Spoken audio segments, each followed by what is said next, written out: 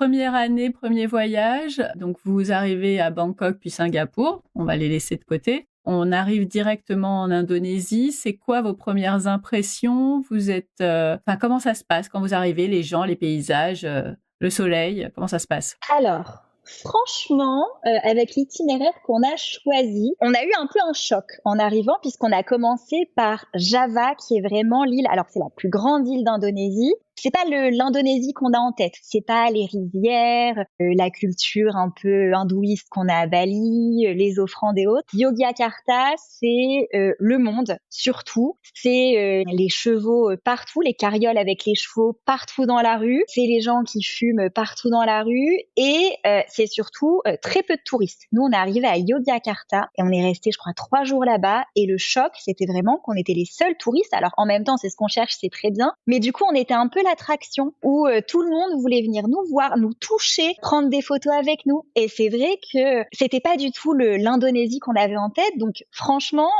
on s'est dit ah ouais, gros choc. Mais en même temps, on a adoré. Hein, mais c'est vrai que c'était pas ce qu'on avait dans notre esprit, dans notre imaginaire.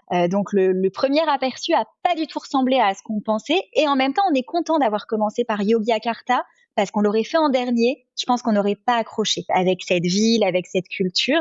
Aussi, ce qui est très étonnant et on l'avait entendu, mais on n'en avait pas conscience, c'est qu'en Indonésie, mis à part Bali, où la culture est bouddhiste, hindouiste, dans la plupart des autres villes, c'est des musulmans. Donc ça veut dire déjà que les femmes sont assez couvertes, elles sont voilées. Donc moi, je suis arrivée en short, en jean, j'étais hyper mal à l'aise, donc je suis tout de suite allée me changer. Et aussi, c'est pas un pays où tu vas faire des grasses matinées. Mais alors, quand je dis tu fais pas des grasses matinées, c'est qu'à partir de 4h, 5h, t'as l'appel à la prière qui est hyper fort pour que tout le monde l'entende vraiment et se réveille. Et c'est vrai que les premiers jours, c'est assez surprenant parce que tu l'entends, tu dis je me rendors et en fait 1 heure plus tard ça recommence.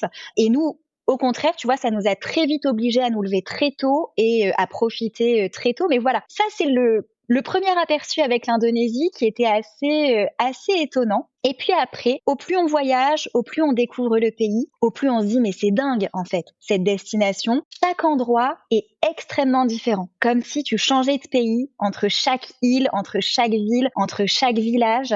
Je pense qu'en Indonésie, chacun peut vraiment se faire son séjour comme il l'entend. Si tu veux du vert et des rizières et des randos, bah c'est pour toi. Si tu veux plus le côté route, volcan, lever du soleil, balade en jeep, bah tu peux le faire aussi. À côté de ça, tu as les très belles plages.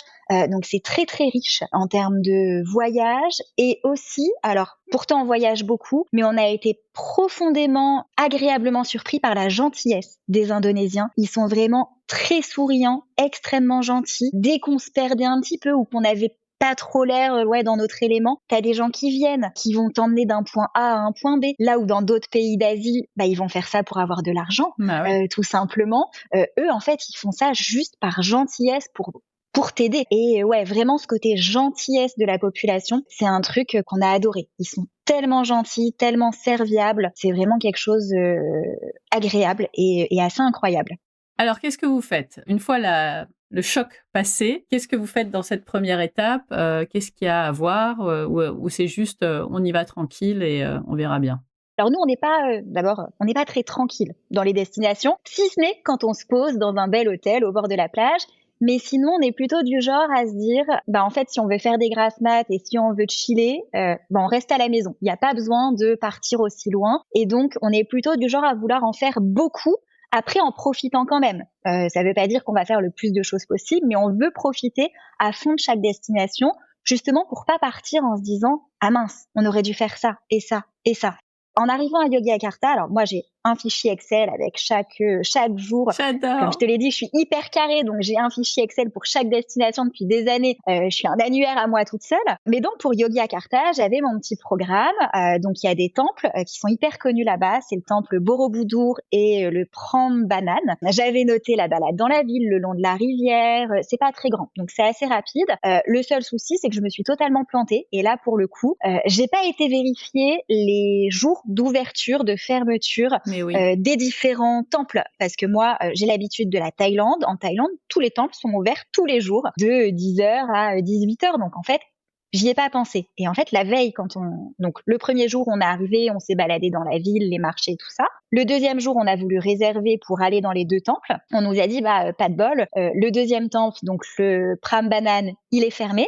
Et il rouvrait que le lendemain quand nous on repartait. Et le Borobudur, il est ouvert uniquement de l'extérieur. Sauf que ce qui est intéressant dans le Borobudur, c'est de monter sur le toit et il y a alors, je sais pas comment t'appelles ça, des petits temples sur le toit, et c'est vraiment ça qui est à visiter en fait. Ce qui fait qu'on y est quand même allé, mais on a juste pu faire le tour de ce temple-là sans vraiment visiter l'entrée. Donc c'est vrai que sur Yogyakarta, même si c'était très beau, on a vu le brouhaha de la vie locale, etc. Là pour le coup, c'est un loupé et il y a eu ce sentiment d'inachevé. Et en même temps, ça m'a pas donné envie de revenir un jour. C'est tant pis, on l'a pas vu, mais on aura fait d'autres choses. Ensuite, on a pris un train pour aller à Malang, qui était juste une ville d'escale, pour nous rapprocher un petit peu plus de l'est de l'île de Java. À Malang, on est allé dans le Rainbow Village qui s'appelle Jodipan. En fait, c'est un ancien bidonville qui aurait dû être détruit il y a une dizaine d'années. Et un groupe d'étudiants a décidé de repeindre tout ce bidonville dans toutes les couleurs de l'arc-en-ciel pour attirer justement les touristes. Donc, tu payes un droit d'entrée qui a permis justement de faire survivre ce bidonville. Et donc, on a visité ce petit village qui est vraiment hyper mignon. Alors, ça reste un bidonville, mais qui est joli de par les couleurs. Nous, on drone aussi, du coup, passer le drone par-dessus et voir toutes ces couleurs, c'était incroyable. Et puis, comme c'est un village, tu vois aussi la vie locale. Donc, c'est vrai que ça, c'était assez chouette. Mais Malang, c'était juste la ville de transit. Donc, on a juste vu ce village-là. Et le lendemain matin, un chauffeur est venu nous chercher pour aller voir une impressionnante cascade. C'est une cascade circulaire qui s'appelle la cascade aux 1000 eaux, il me semble, qui s'appelle Tumpak Sewu. Et surtout pour nous rapprocher du volcan Bromo, qui est l'un des 2 volcans à voir à Java. Et donc on est allé la nuit dans un petit village au plus près du coup du volcan, et le lendemain matin on s'est levé à 2 ou 3 heures pour aller faire le lever du soleil avec vue sur ce volcan. Et là, c'était incroyable. Je pense que sur ce premier voyage en Indonésie, le lever du soleil sur le volcan Bromo, c'était vraiment le rêve. Enfin, c'était ce qu'on voulait voir. On l'a vu. En plus, on a eu le ciel dégagé. C'était assez magique. Comment vous avez fait pour organiser ce lever du soleil? Vous avez pris un organisme ou OK, parce que Alors je vois oui, que tu fais obligé. oui. Ouais, t'es obligé. En fait, tu peux y aller par toi-même, mais il faut savoir qu'en Indonésie, il y a pas mal d'endroits qui sont gérés par la mafia du pays. Et ça, je l'avais beaucoup vu dans les forums. Et c'est pour ça que j'avais tenu à organiser un maximum en avance sur ce séjour. C'est que si tu arrives par toi-même dans les gares qui sont au plus près du volcan, en fait, t'es alpagué tout de suite par des chauffeurs qui sont des chauffeurs de la mafia et qui potentiellement vont s'arrêter en plein milieu de nulle part et te dire soit tu me donnes de l'argent, ou alors t'acceptes d'aller dans l'hôtel que je te recommande plutôt que l'hôtel où t'as réservé. Et en fait, j'avais lu tellement de trucs que je me suis dit, ah non, moi, je vais tout organiser en avance. Et du coup, j'ai cherché un petit peu des avis sur Internet et j'ai fait appel à une agence locale qui nous a pris en charge pendant 2 jours. Donc, ils sont venus nous chercher à Malang. On a fait le trajet donc en s'arrêtant pour la cascade pour aller au village qui est au plus près du volcan. On avait un guide aussi avec nous. Donc, quand on est arrivé au plus près du volcan, il nous a baladés dans la ville. Il nous a rapprochés pour voir un super point de vue pour le coucher du soleil. Le lendemain, du coup, le guide est avec nous, ce qui nous permet de rentrer facilement aux alentours du Bromo. Parce que pareil, si tu rentres tout seul, c'est très, très compliqué de tomber sur des gens honnêtes. On en reparlera peut-être, mais en Indonésie, tu dois payer les droits d'entrée partout. C'est rarement affiché le prix. Parce que c'est à la tête du client. Bah oui, c'était touriste. Bah oui, donc l'avantage d'avoir un guide, c'est que c'est le guide en fait qui va tout gérer, qui va tout négocier, et toi, t'as ce stress en moins. Et aussi l'autre intérêt, c'est que après le volcan Bromo, il nous a emmenés directement à l'aéroport pour qu'on prenne un vol après pour aller à Lombok. Donc en fait, tout était entre guillemets pris en compte. On avait tout négocié. Donc les 2 jours et demi de l'hôtel à Malang jusque le dépôt à l'aéroport. Et au moins là-dessus, c'est vrai qu'on avait même les repas inclus, donc vraiment ce stress en moins, d'autant que la monnaie en Indonésie, c'est des roupies indonésiennes, mais 1 euro, c'est 17 000 roupies, ce qui fait que tu te balades vite avec plein de billets des billets de 1000, 5000, 10 000, et du coup, tu as des liasses de billets, donc c'est vrai que si t'as pas à sortir tes billets pendant 3 jours, c'est quand même ça en moins. Et pour aller à ce point de vue sur le volcan, vous y allez en voiture ou vous y allez à pied? Alors tu montes en Jeep, donc c'est assez impressionnant, il fait noir et tu vois toutes ces lumières de Jeep, partout. Bon après ça reste un truc touristique, mais c'est à voir quand même et le point de vue sur le Bromo, je crois que tu as 3 points de vue différents. Du coup, nous, il nous a dit qu'il nous avait emmenés à celui où il y avait un peu moins de monde. Il dépose la Jeep, ensuite tu marches un petit peu, alors c'est pas une randonnée, hein, tu marches 20 minutes, tu arrives à ton point de vue et du coup là, tu attends que, le soleil se lève.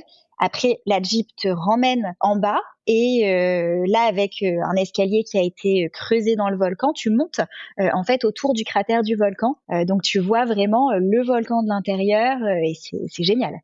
Il y avait beaucoup de monde? Il y avait du monde, mais franchement, ça allait. Par rapport à ce que j'avais vu, c'était plutôt correct. Mais oui, faut savoir que nous qui avions pas vu de touristes depuis une semaine, là, on en a vu des touristes. Et alors ton fils, comment il a réagi?